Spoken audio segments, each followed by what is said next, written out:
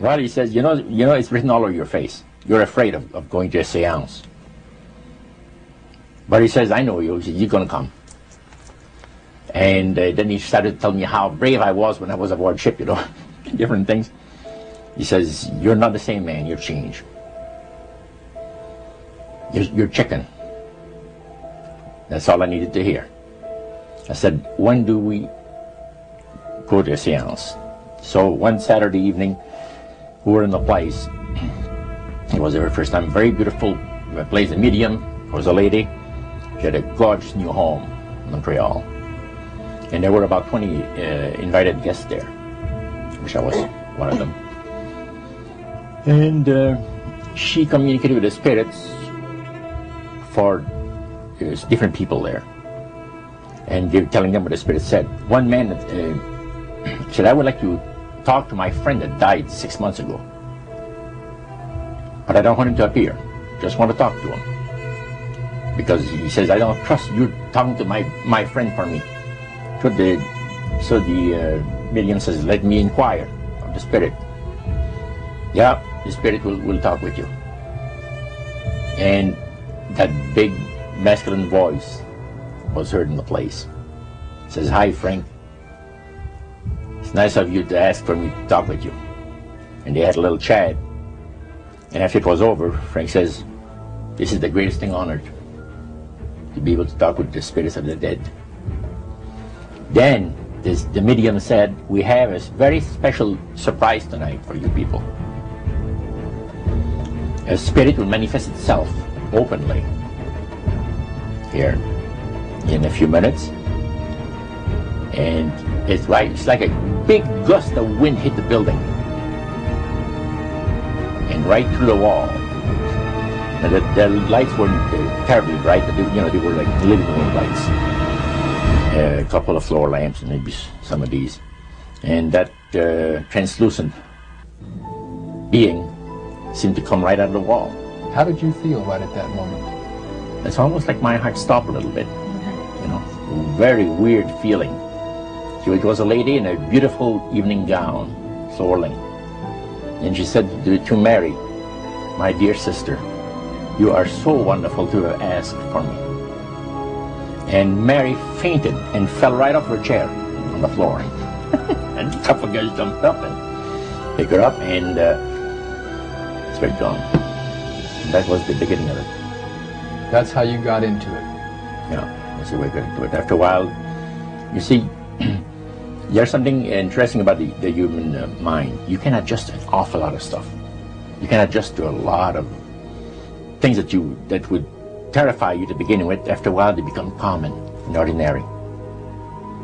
So you mean contact with the supernatural can become commonplace and ordinary and doesn't bother anybody? Yeah. In other words, the more that you do it, you're not uncomfortable. That's right. It's just not an uneasy feeling. Yeah. So how did you feel about it? Then I got into a secret society that worshipped the spirits, you see. Well, how is that different from the seance, Roger? It happens that the seance are not involving in many ways.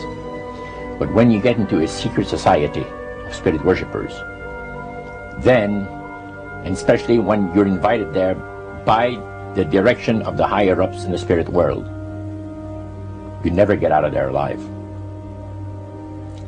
And this is exactly what my friend and I were up against. We didn't know anything about it.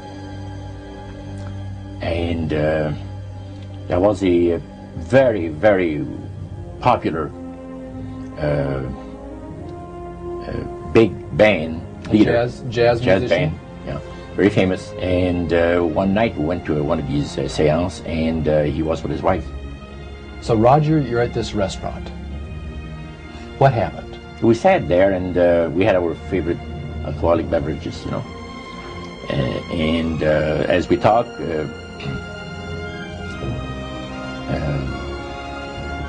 band leader says, I want power. I go right to the source of power. And he says, how do you think that I became famous the way that I am?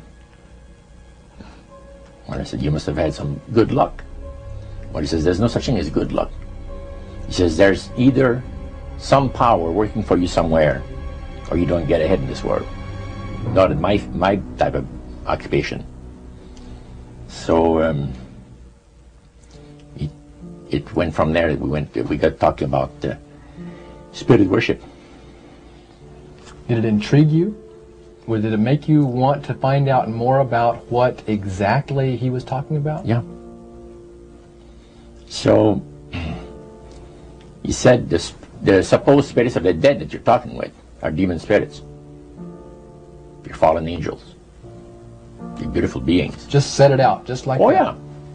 It didn't make you uneasy when he said they were Well, just it shocked you a little bit, something that you first hear mentioned to you. He said, you guys have got a great future ahead of you. Because we've been told, the high priest of our society, secret society, has been told that the master has very special plans for you too. Now, what did he mean by the master? Satan. And we were interested to hear more about it. And he told us, he says, look, we worship spirits. We worship Lucifer and all his angels. They're just as beautiful as they did before they were cast out of heaven. He says there was a misunderstanding in the whole thing. He says among the inhabitants of the galaxies. And he says our master was misunderstood. And God did not bear with him like he does with people that make mistakes today. So we're in a warfare, good against evil. And we happen to be the evil ones, but we're not that bad. He says, I look at this business between the forces of good and evil. He says, you believe in one person believes in God, and everyone believes in Lucifer. It's like politics. So the great controversy is real. And you've heard someone talk about it that's on the other side. And to these people, they are sold to the fact that Christ will not return to this planet with power and great glory. He's going to abdicate all claims to the planet, because the high priest once said that Christ will abdicate all claims to the planet because he knows that it is lawfully and rightfully Satan's. And at that time he says, so the priest says, well now, he says, for those of you that are new, let me tell you that this is the most feasible way, he says, to please the spirits. It's to deride Christ and his people, and his church and all that. So they sing out of Christian hymnals. They didn't sing Christian words to the hymns, however. Well, they changed a lot of them. Yeah, not for the good. It's a form of blasphemy. Yeah. Such as you see today in the rock music world.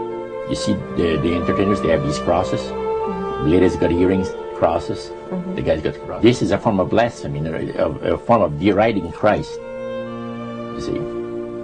Spirits cause the people to do that, to find pleasure in wearing this type of emblem, which is the cross is the emblem of the crucifixion of Christ to the Christians.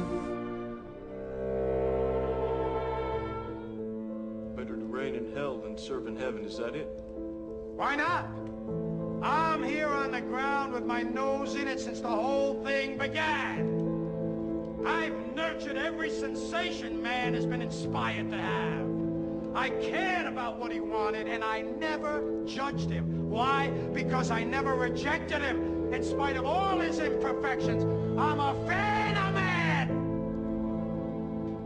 I'm a humanist. Maybe the last humanist. Who, in their right mind, Kevin, could possibly deny the 20th century was entirely mine?